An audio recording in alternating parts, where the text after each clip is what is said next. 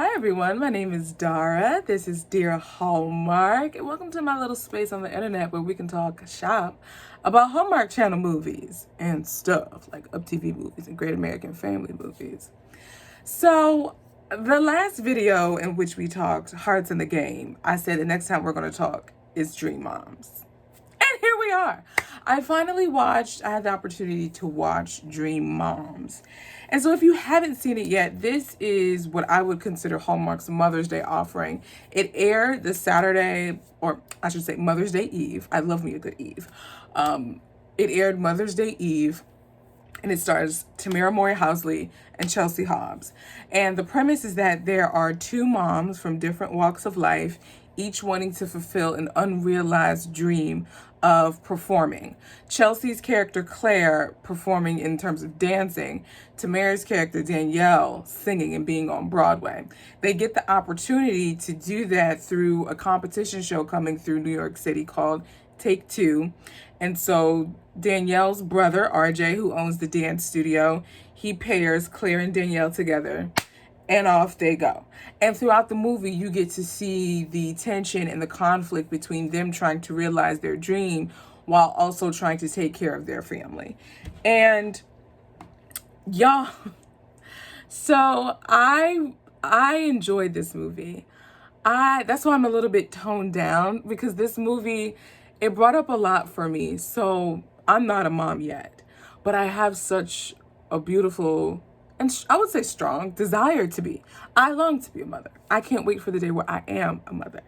And so watching this movie, while I couldn't relate physically, like in my present time, it made me think about what I have to look forward to. And it really made me think about, how much mothers sacrifice and the things that they have put on the back burner or even just out of sight in general to take care of their family. Some who have husbands, some who do it on their own, which is where we have Claire. She's a single mother with two boys, growing boys.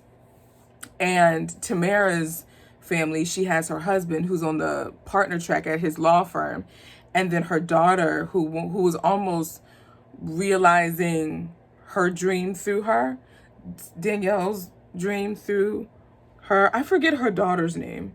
And she said the whole name too. That's sad. But she's a ballerina and she has this showcase. And so I appreciated that in the movie you could really feel the conflict of the moms of Claire and Danielle wanting to do this showcase with the demands of their family. My help has come. Having the demands of their family, with Claire, just her boys in general needing things, having games. Tamera, her husband, needing to be with her husband because her husband's supervisor, his boss, loves loves the fact that their employees have a family and things like that. So there's that.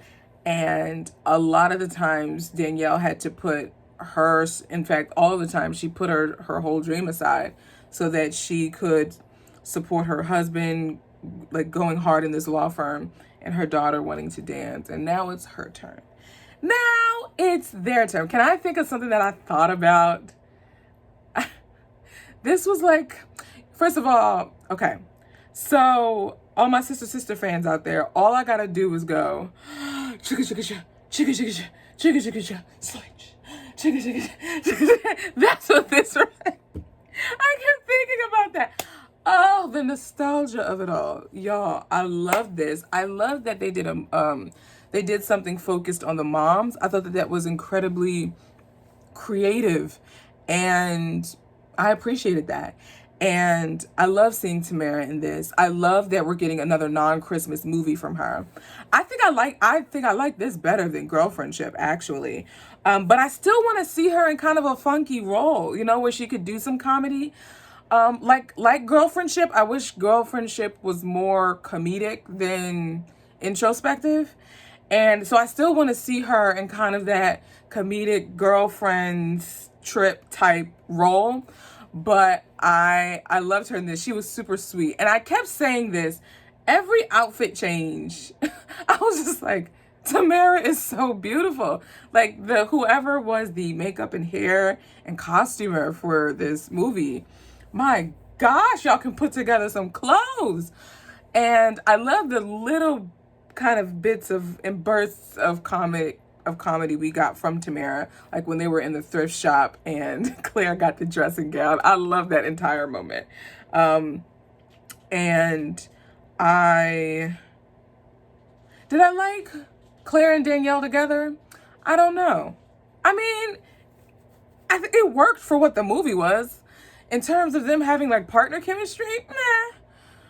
It is what it is, but I think for what they were trying to say, that didn't matter, and I didn't even think about that. I think they accomplished the purpose of the movie, even with like a lack of chemistry between Danielle and Claire, if that made sense. Can we talk about Danielle's house? I thought I saw in a state when we were watching It Was Always You, and then we get to this one. Oh my goodness. I could live in that kitchen. Oh my gosh. And Claire's house was gorgeous too. It was so cute. I love the production design on this. That was dope. That was dope. And it's funny because even going through my master classes, now, like having talked with people who worked in these different roles, I can now see the effect. Like I can't say, oh, whoever designed, like I know, no, that's a production designer who did that. That's a costumer who did that. That's a hair and makeup person that did. So like it's man, the building of knowledge, the opening of perspective and mind. This has been such a beautiful journey. Anyway, back to Dream Moms. So I would give this a crown rating of a 4. I laughed out loud at some moments, like legit laughed out loud. Like when they were trying to carve the chicken, Danielle was like to her, I forget her husband's name, but she was like, why don't you cut the chicken? And then he's like, well, no, maybe. Oh, okay, are we going to talk about the homie? We know him. He is a usual suspect, the one who was courting Miss Claire. I don't know his name and I forget his character's name, but y'all know who I'm talking about. I could hear some of his accent faintly as he was talking. I thought that was very cute. I loved how supportive he was of her. I loved that he also spent time with her boys and not just her, in terms of him wanting to woo her. And I appreciated that. Tamera almost made me cry at the end. And I just thought this was a solid movie for Hallmark. I really appreciated it. And now I want to throw out a challenge. I want to see one for Father's Day. I want to see, not on Movies and Mysteries either, because they can make that so dramatic. I want to see one for Father's Day. Let's up the ante. This is great. I love this. I think this is so beautiful. I appreciated it. I knew Tamera could sing already. Again, sister fan here. So I knew the woman could sing. So that was not a surprise to me. Yeah, I appreciated this whole thing. I think my biggest takeaway, again, that was so effective, was the tension that you felt between the moms accomplishing their dreams and the demands of their family. I felt that, and I thought that was communicated in such a great and effective way. And I loved how it was resolved. It was interesting. Not interesting. That's not the word I want to use. It was unsettling at first to see how it played out when Danielle was trying to tell her daughter and her husband that her showcase was the same day as her daughter's. And it was up to 11:59 p.m. But I appreciated that we saw that conflict and we saw that fight. And that her husband was so... Can we get a spinoff of just Danielle's family? Because they are so darn cute. That could be a little mini series, a TV series of him at the farm, her... Because now the dude at the end is like, I got something for y'all on Broadway. So what does that mean, boss? What does that mean?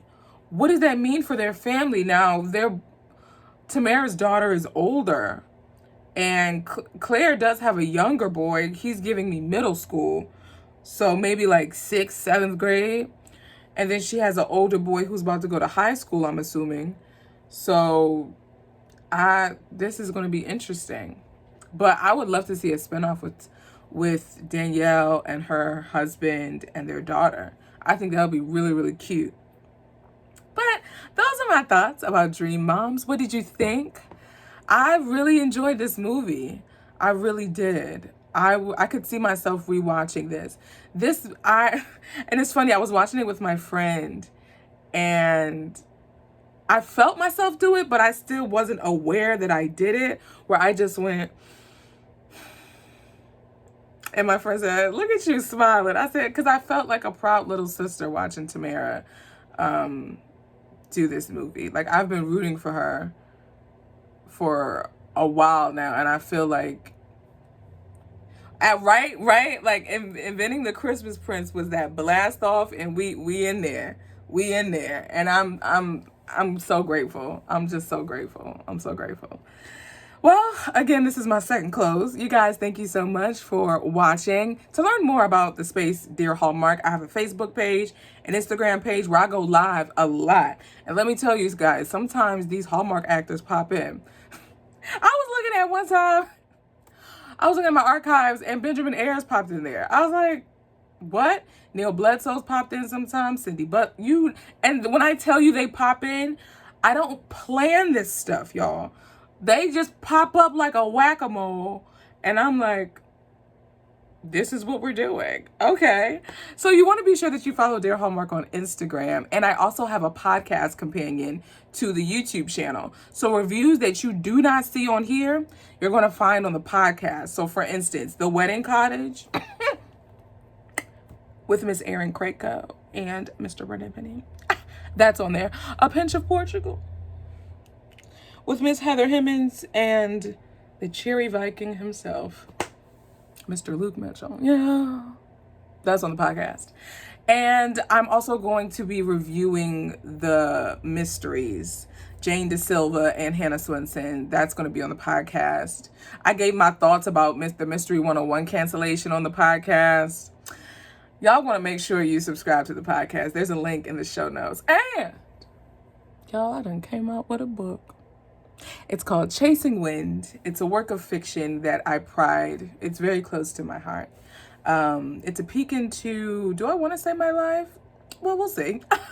There's a link in the, did I say show notes? Description box. That's what I say on the podcast. There's a link in the description box to purchase it. It's a novella about a young woman fresh out of college, wanting the ideal life, but it did not go her way. However, she ends up in a precarious situation where she's in fact able to get her ideal life.